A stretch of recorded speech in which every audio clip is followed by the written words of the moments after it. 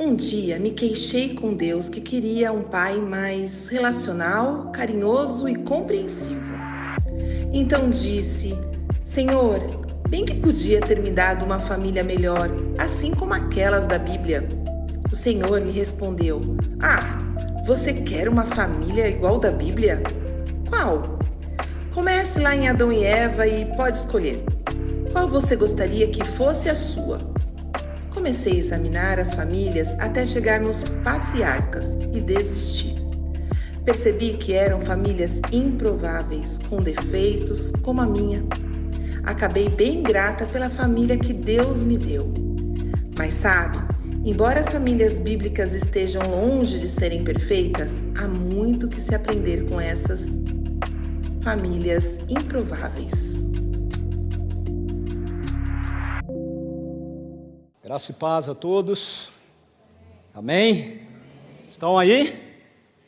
Ficaram muito impactados com a igreja perseguida? Ficaram sem voz? É isso? Que bom. Devemos continuar orando por isso. Devemos nos lembrar que em julho agora nós temos o desafio avanço. Então você pode investir nisso, participando, sendo treinado, equipado, servindo.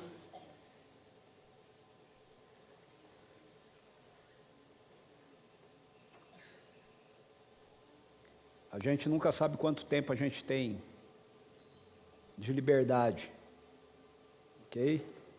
Então não vamos desperdiçar, vamos aproveitar o máximo.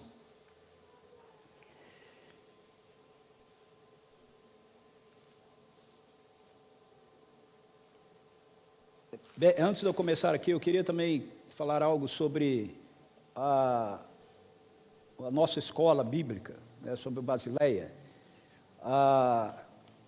Esse é um projeto novo que a gente iniciou, como fruto dessa questão da palavra que Deus trouxe, né, para a gente nesse final de ano, nessa virada, que é exponencial. Nós não temos como subir um edifício sem termos fundamentos profundos.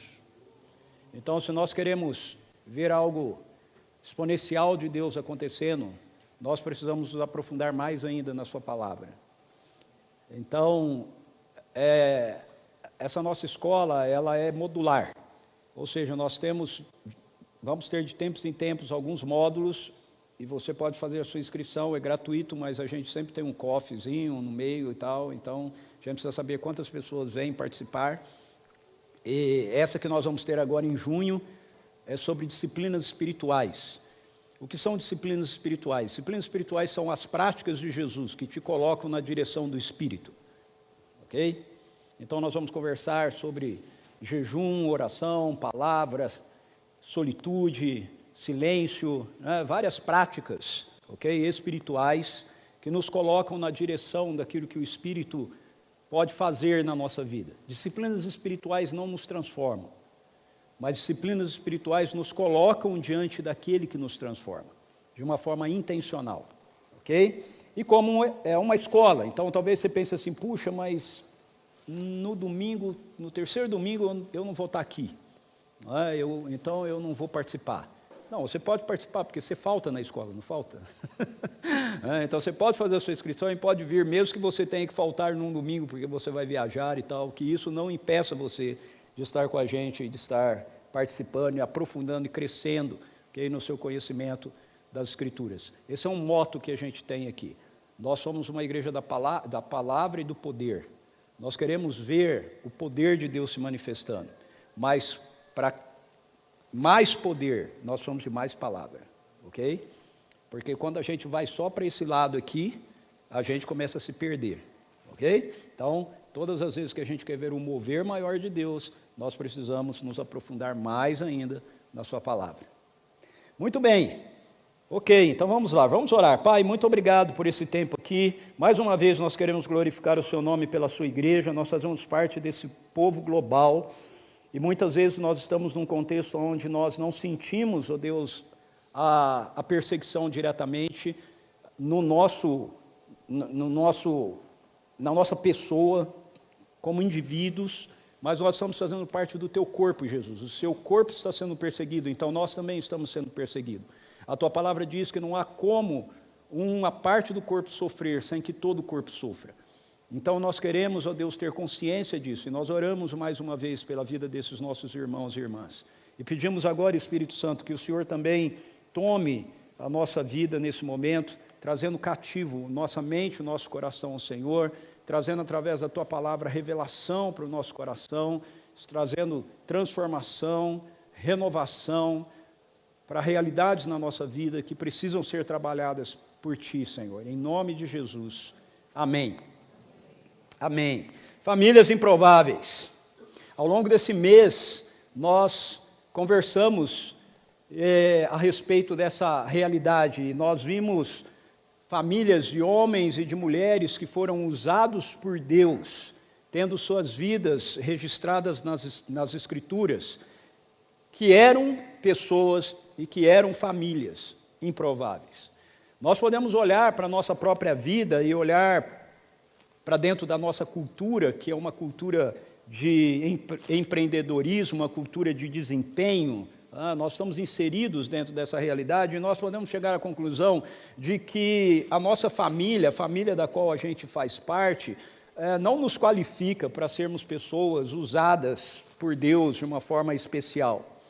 Mas nós conhecemos a família de Abraão, nós conhecemos a família de Isaac, nós conhecemos a família de Jacó, e nós vimos que não havia absolutamente nada que pudesse qualificar essas famílias como aptas para receberem o favor de Deus. Mas elas receberam. Elas receberam. Por quê? Porque a relação de Deus, do Deus que Jesus Cristo revela conosco, está baseada na aliança que Ele tem, que é sustentada pela sua graça. Não está baseada no nosso desempenho, não está baseado nas nossas qualificações, está baseada nele, em quem Ele é, na fidelidade dEle, no coração dEle para conosco. E em Gênesis capítulo 37 a 50, nós temos a história dos filhos de Jacó. Essa sessão, ela é uma sessão onde um dos filhos de Jacó tem grande destaque, que é José. Mas a narrativa, na verdade, gira em torno da pessoa de José, nos apresenta um quadro maior, que é a da sua família improvável. E eu queria destacar para vocês 3 características que fazem da família de José uma família improvável. A primeira delas é que essa família é uma família que é marcada por tensões entre os irmãos. No capítulo, abre a Bíblia aí comigo, no capítulo 37, você tem aqui também os textos, ok? Mas é legal você abrir aí. No capítulo 37, versículos 2 a 5, a gente tem o início dessa história, dizendo assim, Jacó, 2, esta é a história de Jacó.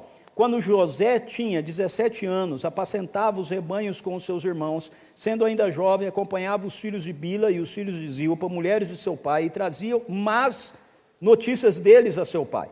Ora, Israel amava mais José do que todos os outros filhos, porque era filho da sua velhice, e mandou fazer para ele uma túnica talar de mangas compridas. Quando seus irmãos viram que o pai amava mais a José do que todos os outros filhos, odiaram-no e já não podiam falar com ele de forma pacífica. José teve um sonho e contou aos seus irmãos, por isso o odiaram ainda mais. O verso 8 diz assim, então os irmãos lhe disseram, você pensa que vai mesmo reinar sobre nós? Pensa que realmente dominará sobre nós? E com isso o odiavam ainda mais por causa dos seus sonhos e de suas palavras. E no versículo 11 nos é dito: os irmãos tinham inveja dele. O pai, no entanto, guardou aquilo no seu coração. Então veja que o texto é claro aí, dizendo que esses irmãos, eles tinham uma dificuldade com o irmão caçula, né, com o José. Parece que essa tensão, ela vinha, por um lado, da postura que José tinha com relação aos demais irmãos. O texto diz que ele tem 17 anos, então ele é um adolescente, e ele é um adolescente chato. Ele é um adolescente que vai com seus irmãos para o trabalho, e quando os irmãos fazem coisa errada, ele vai caguetar os irmãos para o pai. O pai só não sabe o que eles fizeram. Largaram as ovelhas lá e foram, paquerar as pastoras, dos outros rebanhos lá. Eles entregavam os irmãos, e os irmãos então tinham muita raiva dele por isso. Mas o texto também deixa claro que esse ódio era alimentado pela predileção que o pai tinha por José. O verso 3 diz claramente para a gente que Israel amava José mais do que ele amava os demais filhos. E essa tensão que eles têm chega ao ponto deles planejarem o mal, então, contra José. O capítulo 37, versos 18 e 20, diz assim para a gente: de longe, eles viram José chegando, e antes que chegasse, conspiraram contra ele para o matar. Disseram uns aos outros, aqui são os irmãos conversando: lá vem o grande sonhador. Venham, pois, agora, vamos matá-lo e jogar o corpo numa das cisternas. Diremos que um animal selvagem o devorou. Veremos, então, aonde é que vai dar os seus sonhos. Então, eles estão arquitetando aqui o ódio deles, certo? Guardado no coração, começa a se tornar em assassinato. Eles estão planejando aqui tirar a vida do próprio irmão. E isso só não acontece porque há uma intervenção do irmão mais velho, do Rúben. No capítulo 37, versículos 21 e 22, nós lemos Rúben dizendo: mas Rúben, ouvindo isso, livrou das mãos deles e disse: não lhe tiremos a vida. Rúben disse mais: não derrame sangue, joguem um rapaz naquela cisterna que está no deserto e não lhe façam mal. Rúben disse isso para o livrar deles, a fim de levá-lo de volta ao pai. Então o Rúben intervém e fala: não vamos matar ele não, é pecado de sangue, vai ficar na mão da gente, joga ele lá, deixa ele na cisterna lá, e se ele conseguir sair bem, se não conseguir, mas o plano dele era depois ir lá e tirar o José e levar o José de volta para o pai. Perceba que o padrão da mentira e do engano que vem de Labão e de Rebeca, que passa por Jacó e Raquel, vai estar presente também na vida dos seus filhos, na vida desses irmãos de José. Por quê? Porque eles jogam José realmente na cisterna, mas enquanto eles estão trabalhando, vem uma caravana de midianitas que estavam indo para o Egito, e aí eles têm a brilhante ideia de vender o José e ganhar dinheiro com ele. Então falou: bom, vamos vender o cara, vamos vender o irmão. Aí vende. Quando o Rúben volta para tirar o José, ele não vê o José lá, fala: cadê o José? Aí só vendemos. Fala: e agora? O que eu vou fazer? O que eu vou falar para o papai? E olha a ideia que eles têm, versos 31 a 34. Então pegaram a túnica de José, mataram um bode, molharam a túnica no sangue e enviaram a túnica de mangas compridas ao pai com esse recado: achamos isto, veja se é ou não a túnica de seu filho. Ele reconheceu e disse: é a túnica de meu filho, um animal selvagem o devorou. Certamente José foi despedaçado. Então Jacó rasgou as suas roupas, vestiu-se de pano de saco e lamentou o filho durante muitos dias. Então os irmãos agem com mentira, agem com engano. É algo hereditário da família deles, Isso vem de Labão, vem de Rebeca, vai para Jacó, e agora está presente na vida dos filhos. Quantas famílias não vivem situações assim? Quantas famílias não vivem situações de tensão dentro das suas casas? Às vezes tensão entre os irmãos, às vezes tensão na família estendida um pouquinho mais, né? Talvez com algum tio, tia, não sei, tensão, isso está presente. Quantos de vocês que me ouvem aí pela internet, quantos de nós que estamos aqui, não podemos olhar para a nossa casa, nossa vida, nossa família e identificar essa realidade de tensão presente, pelas razões as mais variadas possíveis. Irmãos deixam de se verem como amigos, passam a ter ódio, a ter ciúmes um do outro. Uma das coisas que mais gera isso dentro da cultura em que nós estamos inseridos é a bendita herança. Começa a se ter guerra, começa a se ter briga dentro da casa, dentro da família, irmão com irmão, gente que não conversa mais, que não se entende mais, que não pode mais conviver juntos, por causa de bens materiais. E assim, como Jacó, muitas vezes, sem nós pais nos darmos contas, nós alimentamos a animosidade entre os nossos filhos, por causa do nosso equívoco da predileção. A gente começa, não é por mal, às vezes sem perceber, a gente começa a fazer comparação um com o outro, a gente começa a achar que um é melhor que o outro, nós começamos a ter a expectativa que um tem a mesma postura, o mesmo jeito de ser do outro, e a gente esquece da individualidade, e isso às vezes gera um conflito maior ainda entre os irmãos. Mas eu quero compartilhar com você uma segunda questão dessa família, que torna a família de José uma família improvável, é que ela é uma família marcada pela injustiça. No capítulo 38, nós temos uma história interessante que gira em torno, não de José, mas em torno de Judá, um dos outros filhos de Jacó. O texto começa dizendo para a gente que Judá se distancia da sua família paterna. Olha o verso 1 e 2. Aconteceu por esse tempo que Judá se afastou de seus irmãos e se hospedou na casa de um adulamita chamado Ira. Ali Judá viu a filha de um cananeu chamado Suá. Ele a tomou por mulher e teve relações com ela. O que acontece aqui? Por que Judá se distancia da sua casa, da sua família? Provavelmente porque ele não suporta ver a situação que eles deixaram o pai. Porque, veja, o capítulo 37 termina falando do coração de Jacó, de como Jacó está destruído. Ele, chorando, descerei a sepultura para junto do meu filho e continuarei a chorar pelo meu filho, porque eles tentam consolá-lo, e ele diz, eu não quero consolo, meu filho morreu. Ou seja, aquilo que eles fizeram com José teve uma dimensão, uma proporção para Jacó muito maior do que eles imaginavam que poderia ter. E Judá, ele não suporta isso, ele não quer ficar naquele ambiente, ele não quer ver a angústia e a tristeza do pai, porque ele sabe que ele é um causador daquilo, ele com os seus irmãos. Então ele se afasta dali, por conta dessa atitude que eles tomaram com José. Ele não tem coragem de chegar para o pai e falar, olha, nós estamos mentindo, na verdade nós vendemos José, mas se a gente for atrás dele, talvez a gente encontre no Egito. Não, eles viveram dentro da perspectiva do engano. E o que ele acha que é melhor fazer é se distanciar. E a gente vai ver que a primeira postura de injustiça já é demarcada na vida do próprio Judá. Nós vimos no capítulo 37 que José foi vendido. Quem deu a ideia? Judá. Judá deu a ideia. Capítulo 37, versos 26 e 27. Então Judá disse aos irmãos, o que vamos ganhar se matarmos o nosso irmão e depois escondermos a sua morte? Venham, vamos vendê-lo aos ismaelitas. Não lhe façamos mal, pois é nosso irmão, é do nosso sangue.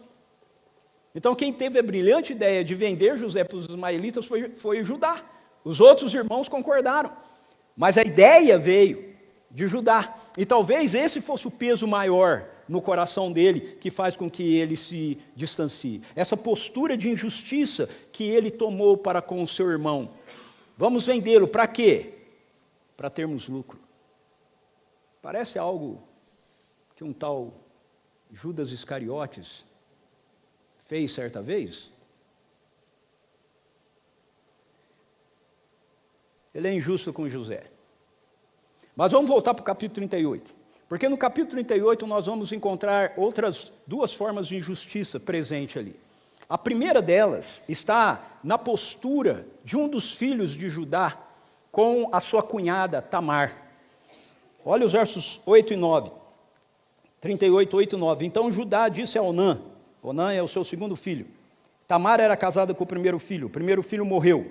Era a tradição deles que o irmão, então, que era cunhado, tivesse a responsabilidade de gerar descendência para o seu irmão, porque ele não tinha nenhum filho ainda. Isso era prescrito por eles, era uma tradição deles, para que aquela família não deixasse de existir. Então Judá diz a Onã, tenha relações com a mulher do seu irmão, cumpra a obrigação de cunhado e dê uma descendência ao seu irmão. Mas Onã sabia que o filho não seria considerado seu, por isso todas as vezes que tinha relação com a mulher de seu irmão, deixava o sêmen cair na terra, para não dar descendência ao seu irmão. Menino esperto, né? Queria a parte boa, mas não queria a responsabilidade. Então, todas as vezes que ele se relaciona com Tamar, ele não diz para ele, não, eu não vou fazer isso, não, eu quero ir para a cama com Tamar, mas todas as vezes que ele se relaciona com ela, o texto diz que ele deixa o sêmen dele, o esperma cair na terra, para que ela não engravide, e assim ele não tenha gerado descendência para o seu irmão. Veja, é uma postura de injustiça para com Tamar, porque Tamar tem que se obrigar a isso. Ela começa a ser, na verdade, um instrumento meramente por prazer dele. O texto diz que essa postura é vista por Deus como uma postura de injustiça. Verso 10 diz assim, isso, porém, que fazia era mal aos olhos do Senhor, e por isso o Senhor fez com que também esse morresse. Porque Deus olhou aquilo e viu aquilo como uma postura de injustiça. Nós vemos, em segundo lugar, essa postura de injustiça no capítulo 38, então, na vida de Judá, também com a nora, com a Tamar. Como isso acontece? Primeiro, porque depois que o Onã morre, ele tem 3 filhos, primeiro casou com Tamar, morreu. O Onã tinha a obrigação de gerar filho, morreu. Agora tem o 3º filho. E ele, pela tradição deles, ele deveria dar o 3º filho para que ele cumprisse essa tarefa, mas ele ainda era novo. Então o verso 11 diz assim, então Judá disse a Tamar sua nora, continue viúva na casa de seu pai, até que Selá, meu filho, cresça. Pois Judá pensava assim, é para que esse também não morra, como seus irmãos. Assim Tamar se foi, passando a morar na casa do pai dela. Então, de novo, prática, né, da família de Jacó. Ele está enganando, ele está mentindo, ok? A intenção dele não é entregar o filho. Mas o menino é novo e falou, olha, vai lá para casa do seu pai, fica como viúva lá, quando ele crescer, aí ele vai cumprir a obrigação. Olha o verso 12, algum tempo depois, morreu a mulher de Judá, que era filha de Sua. Quando terminou o período de luto, Judá foi até onde estavam os tosqueadores das ovelhas em Tina, ele e seu amigo, Ira o Adulamita. E alguém foi dizer a Tamar, eis que o seu sogro está a caminho de Tina, para tosquear as ovelhas. Então ela tirou suas roupas de viúva, se cobriu com um véu, se disfarçou e se sentou à entrada de Naim, no caminho de Tina, porque ela sabia que Selá já era homem, e ela não lhe havia sido dada por mulher. Então, Judá está sendo injusto com Tamar aqui, porque ele não cumpriu com a sua palavra de dar Selá como marido para Tamar. Mas a sua injustiça com Tamar continua. Como?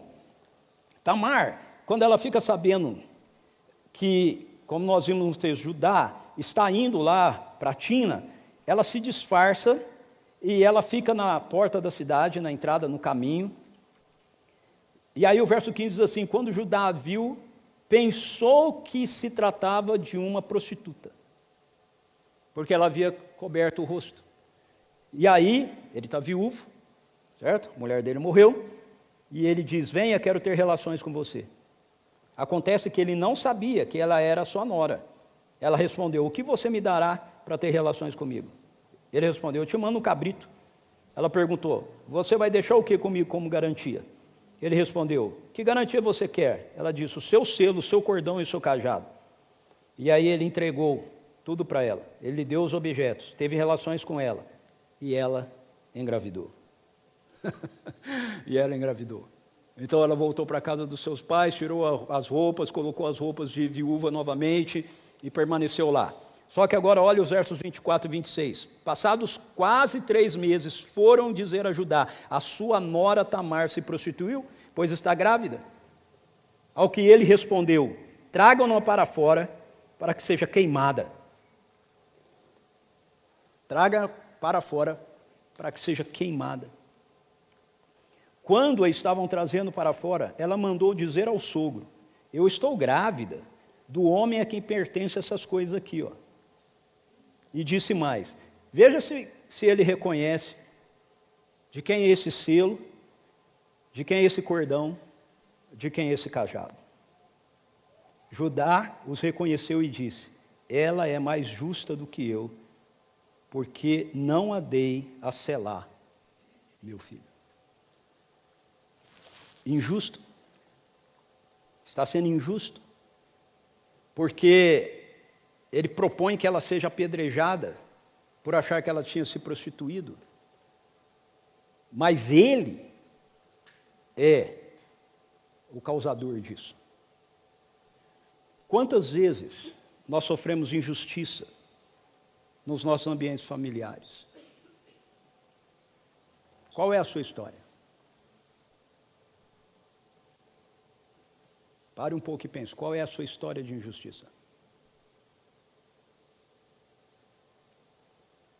Quem é na sua casa, na sua família, que foi injusto com você? Que está sendo injusto com você?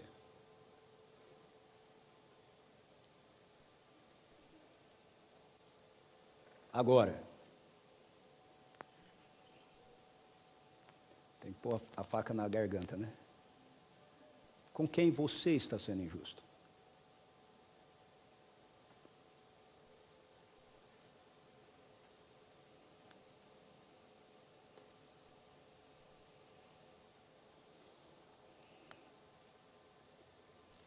Uma terceira marca que mostra que essa família é uma família que é improvável, é que ela é uma família marcada pela amargura. Nós podemos ver isso ao olharmos novamente para José e nós vermos os nomes que José dá aos seus filhos. O que acontece com José? José, ele é vendido pelos ismaelitas no Egito para o general do Egito, o homem chamado Potifar. E ele vai para a casa de Potifar e Potifar coloca todas as coisas da sua casa sob a responsabilidade de José. E José, ele é um administrador e Deus abençoa tudo aquilo que José está fazendo e Potifar começa a prosperar muito. E a única coisa que Potifar diz que José não podia ter na casa dele era a esposa dele. Mas a mulher começa a se encantar por José, porque o texto bíblico diz que José era um rapaz bonito, né? Fortão, 18 anos de idade, né? Cheio de virilidade. E aí a dona lá começa a agarrar o menino, começa a cercar ele, fala assim, vai para a cama comigo. E ele diz, não, eu não vou pecar contra meu Deus. O meu Senhor disse que eu podia ter tudo aqui, menos a senhora.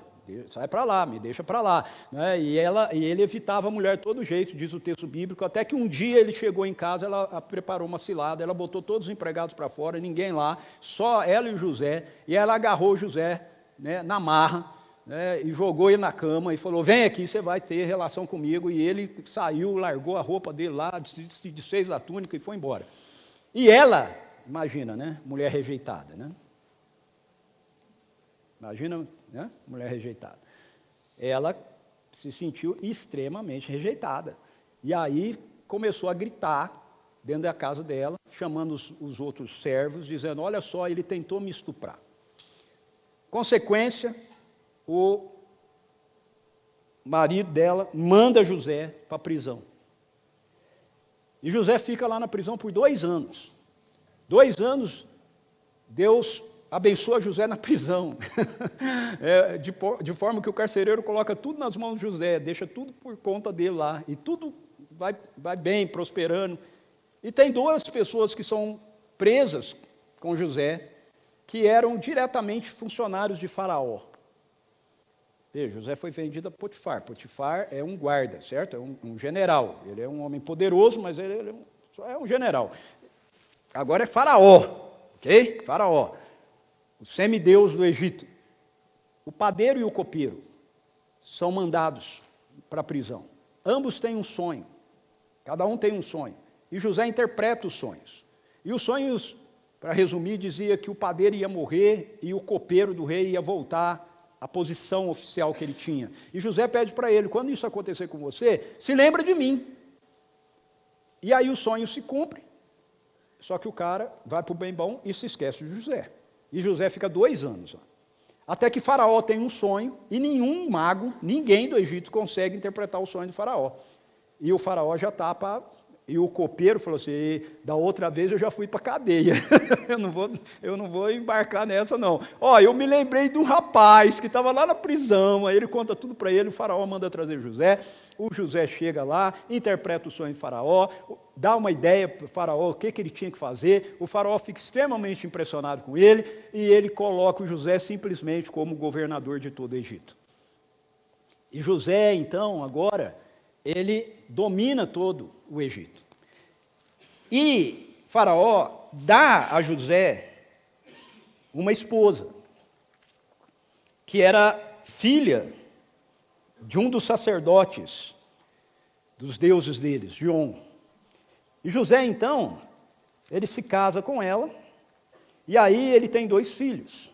E no verso 50 a 52, a gente lê assim, antes de chegar à fome, nasceram 2 filhos a José, os quais lhe deu Asenate, filho de Potífera, sacerdote de On.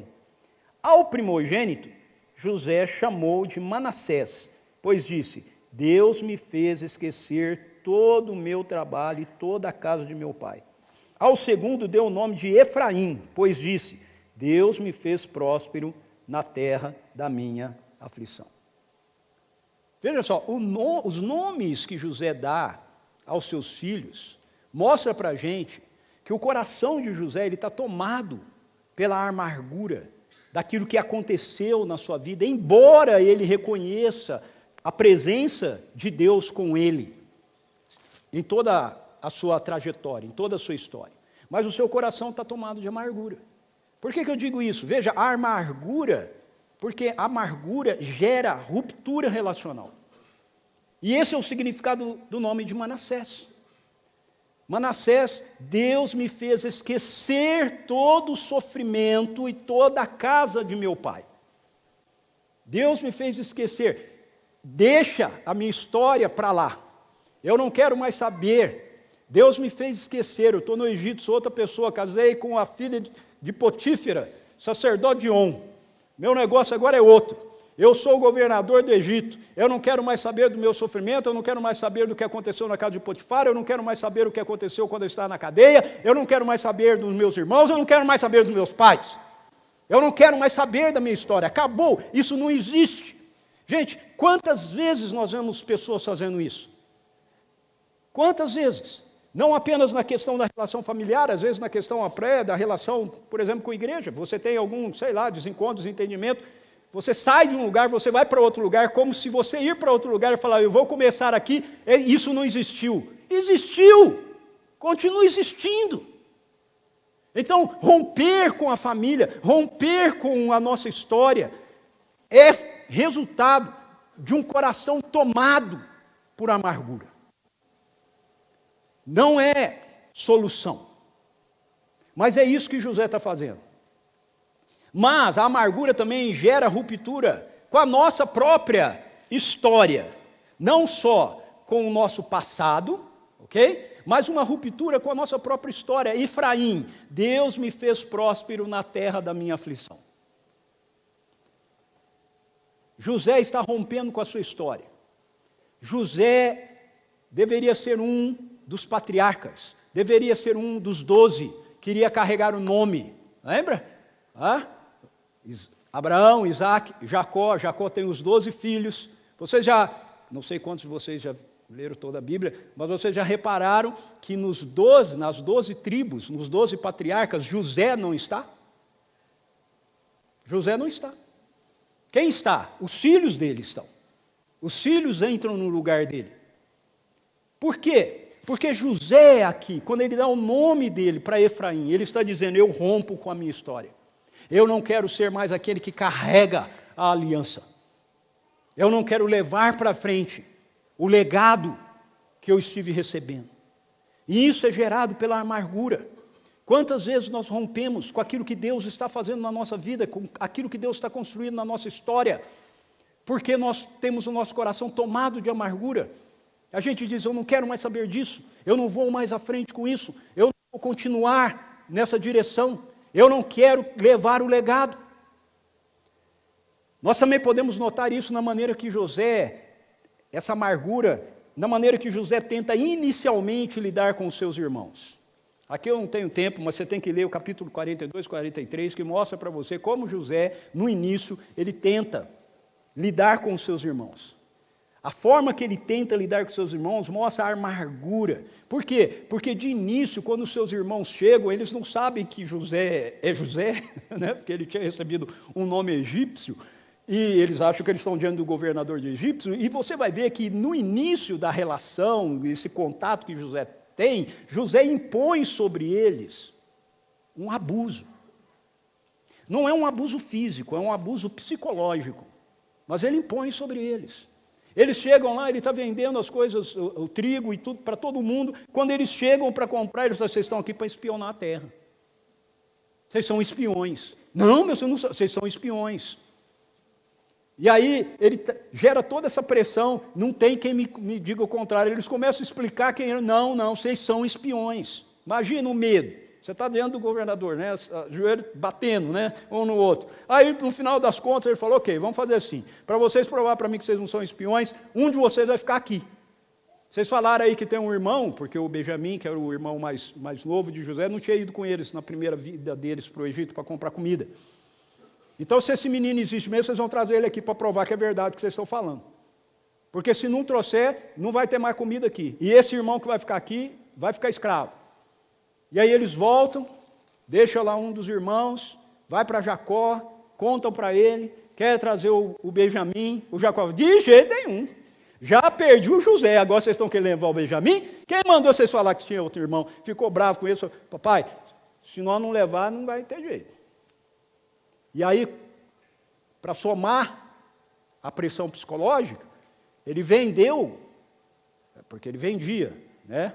O trigo, vendia os grãos, né? Ele vendeu para eles, só que ele mandou o oficial dele pegar os sacos de dinheiro que foram pagos e botar de volta, um saco em cada uma das sacolas de sementes que eles tinham cumprido. Quando eles chegaram em casa, abriram o saco, viram o dinheiro. Olha só, meu Deus, o cara vai achar que a gente roubou dele. Olha a pressão psicológica.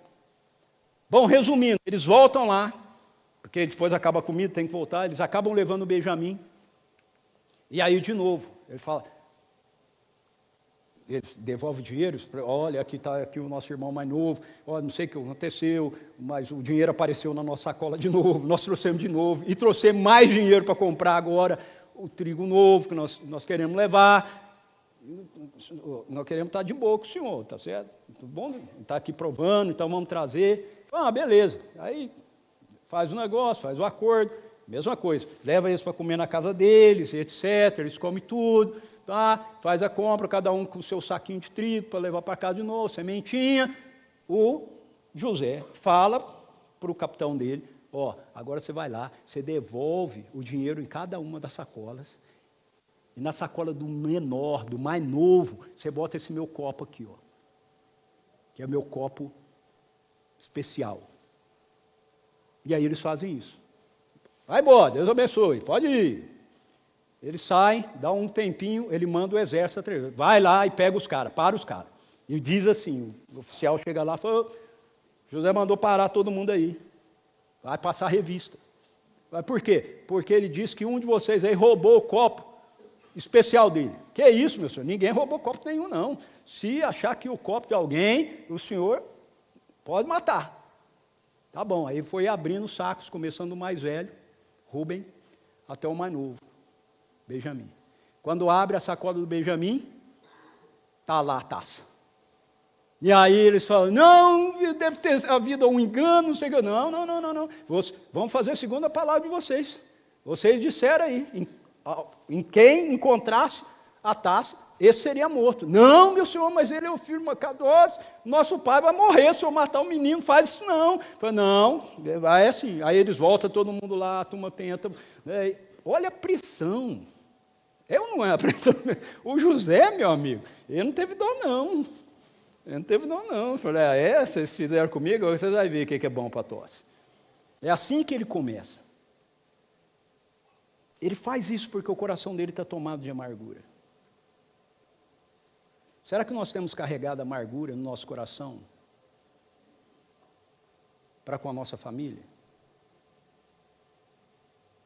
Seu coração está amargurado com algum filho seu? Algum irmão? Tio, primo? Será que alguma das nossas ações, posturas, não são uma maneira da gente impingir sofrimento sobre aqueles familiares que achamos terem errado conosco? Uma das formas mais desdenhosas de fazermos isso é a gente dizer assim, para mim essa pessoa morreu. Ela não existe mais. Eu tenho uma experiência assim na minha vida. Eu tenho certeza que você deve ter alguma. Uma família improvável.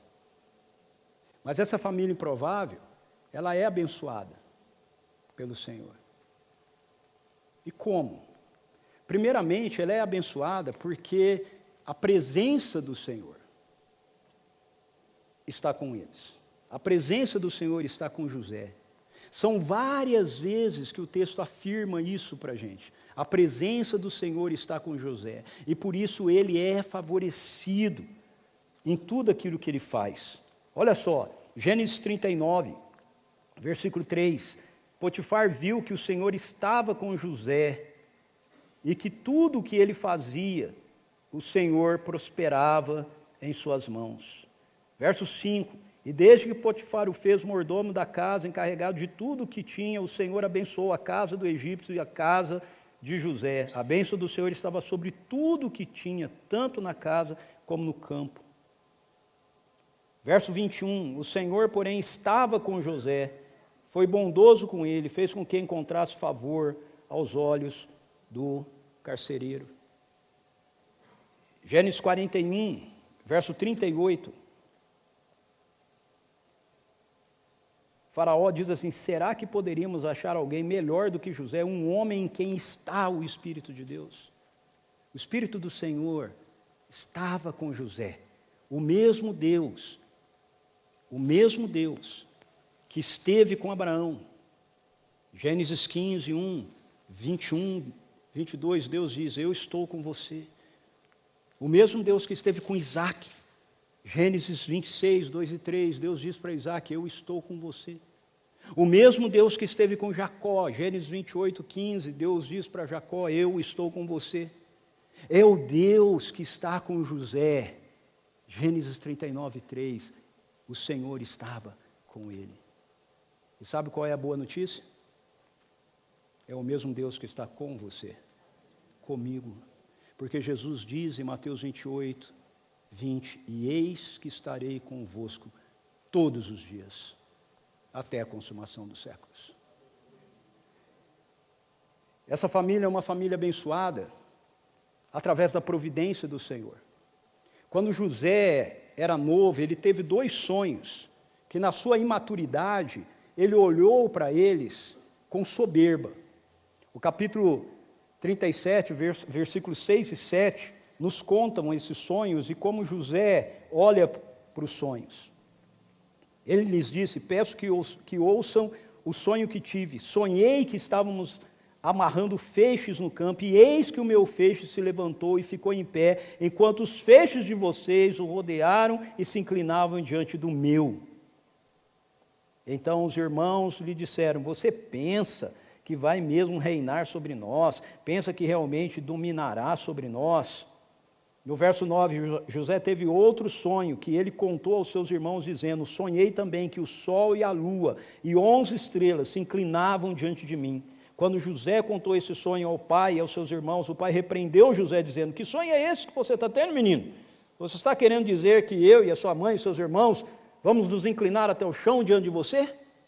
Veja, a forma que Jacó responde mostra a maneira que José conta o sonho.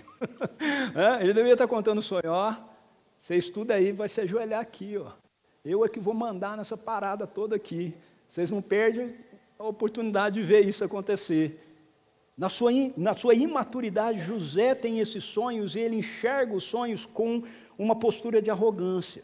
Mas veja, na sua maturidade, ele vai compreender esses sonhos lá do passado como uma revelação da providência de Deus na sua vida. Não apenas para com ele, mas para com todos aqueles que se relacionassem com ele, que viessem a depender dele. Você vê essa postura mudada no verso 45, capítulo 45, versículo 5. José diz aos seus irmãos: agora, pois, não fiquem tristes, nem irritados contra vocês mesmos por terem me vendido para cá, porque foi para a preservação da vida que Deus me enviou diante de vocês. No verso 7, Deus me enviou diante de vocês para que fosse conservado para vocês um remanescente na terra e para que a vida de vocês fosse salva por meio de um grande livramento. No capítulo 50, versos 19 e 20, ele vai reafirmar isso. Mas José respondeu: não tenham medo, será que eu estou no lugar de Deus? Vocês na verdade planejaram mal contra mim, porém Deus o tornou em bem para fazer como estão vendo agora, que conserve a vida de muita gente. José, à medida que ele vai vivendo a sua vida, ele vai andando com Deus, ele vai sofrendo, ele vai amadurecendo. E no seu amadurecimento, a amargura que ele carregava no início se transforma em gratidão a Deus, porque ele consegue começar a olhar a circunstância da sua vida a partir da ótica, da providência do Senhor. Veja, ele não diz para os irmãos: não, Deus me colocou aqui, lembra do sonho que eu tive? Agora todos vocês vão se curvar diante de mim. Não, ele diz: não, Deus me trouxe para cá. Vocês intentaram mal, mas Deus transformou em bem. Ele me trouxe para cá, para preservar a vida de vocês e preservar a vida de muita gente. Nós não devemos nos deixar dirigir, meus irmãos e irmãs, pelas circunstâncias da nossa vida. Nós devemos sempre nos lembrar que aquilo que pode parecer mal, Deus pode tomar e transformar em bem para o cumprimento dos seus propósitos na nossa vida. O apóstolo Paulo nos lembra em Romanos capítulo 8, versos 28 a 30, dizendo: sabemos que todas as coisas cooperam para o bem daqueles que amam a Deus, daqueles que são chamados segundo o seu propósito, pois aqueles que Deus de antemão conheceu, Ele também predestinou para serem conformes à imagem do seu Filho, a fim de que Ele seja o primogênito entre muitos irmãos. E aos que predestinou, a esses também chamou, e aos que chamou, a esses também justificou, e aos que justificou, a esses também glorificou. O apóstolo Paulo está me lembrando a mim e a você: olha, não há circunstância, não há situação que aconteça na nossa vida que esteja fora da mão providente de Deus. Nós podemos olhar aquilo e podemos ver aquilo como algo negativo, como um problema, e muitas vezes mas Deus, Ele entra no meio de tudo isso para fazer com que os propósitos dele se cumpram na nossa vida. Assim como Ele fez na vida de José e na vida dos irmãos de José. Mas essa família também é abençoada pelo processo da redenção.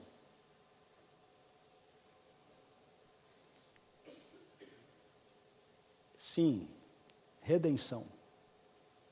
A nossa história, a minha história, a sua história, está sendo redimida, assim como foi redimida a história de Judá. Como nós vimos em Gênesis 37, 27, Judá vem de José. Mas olha só, em Gênesis 44, 33, quando José diz que Benjamim deve ficar como escravo, Judá chega diante de José e diz: agora, pois, que esse seu servo fique em lugar do jovem como escravo do meu senhor, e que o jovem volte com os meus irmãos. O que Judá está fazendo? Redimindo. Judá está dizendo: deixa que eu pague a dívida. Ele começa vendendo, mas ele termina assumindo a dívida. E não é por acaso que o Messias, o Filho de Deus, vem da linhagem de Judá. Porque é daí que vem a remissão. Em 2 Coríntios, capítulo 5, versículo 17, a palavra de Deus nos lembra que se nós entregamos a nossa vida ao governo soberano de Jesus, todas as coisas são feitas novas na nossa história. A nossa vida passa a ser vista a partir da ótica de Jesus, de uma nova realidade que foi redimida em quem Ele é e por aquilo que Ele fez. Assim como Judá redimiu a vida de Benjamim, Jesus veio para redimir a minha vida e a sua vida. Assim como Judá redimiu a história de José, porque é a partir desse momento que José se revela, que ele chora, que ele se declara aos irmãos: eu sou José. Ele reassume a sua família, ele reassume a sua identidade, ele reassume a sua história. É isso que Jesus faz comigo e com você, quando nós o reconhecemos como nosso Redentor. Ele nos tira das mãos daquele que iria nos tomar como escravos e nos traz de volta para a realidade da nossa vida.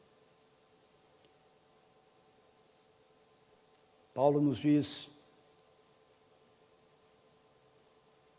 em 2 Coríntios 5,17, se estamos em Cristo, e assim, se alguém está em Cristo, é nova criação, ou é nova criatura, as coisas antigas passaram, tudo se fez novo.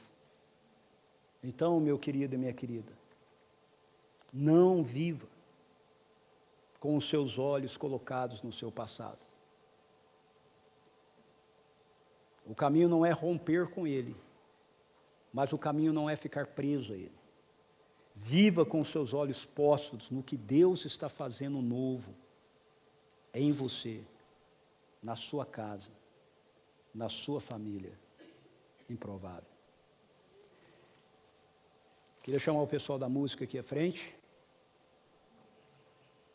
E queria pedir para você ficar em pé.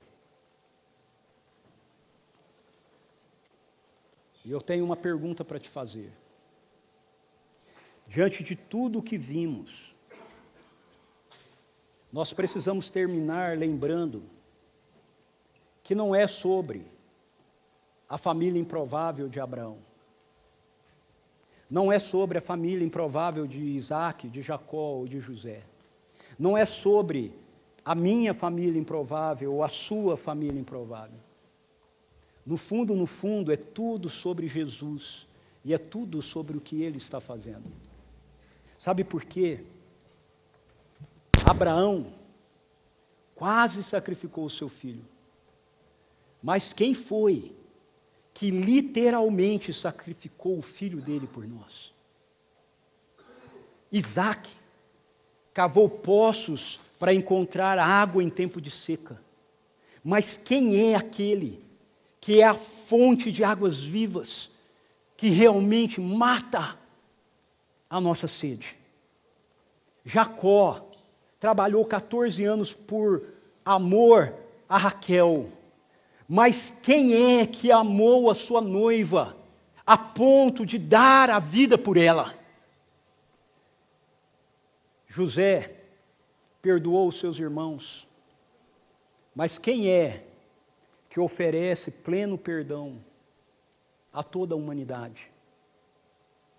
Judá redimiu Benjamim. Mas quem é aquele que redime de todo o pecado? É tudo sobre Ele. É tudo sobre Ele. E Ele é o Deus que está conosco. Então, eu quero encerrar essa nossa série dando você a fazer dessa manhã, desse lugar aqui, um altar, levantar um altar para sua família, nesse lugar, onde você vai estar dizendo: Senhor, eu e minha casa serviremos a Ti.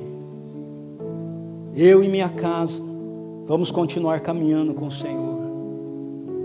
Se você está aqui e é só você da sua casa que vive essa realidade, então venha para cá e diga: Senhor, eu quero ver a minha família redimida pelo Senhor. Eu quero ver a minha família redimida pelo Senhor. O meu convite é para que você faça isso. Se possível, se você estiver aqui com pessoas da sua família, que você venha aqui fazer esse momento de consagração ou de reconsagração ao Senhor com a sua casa, com a sua família. Venha com a sua esposa, com o seu filho.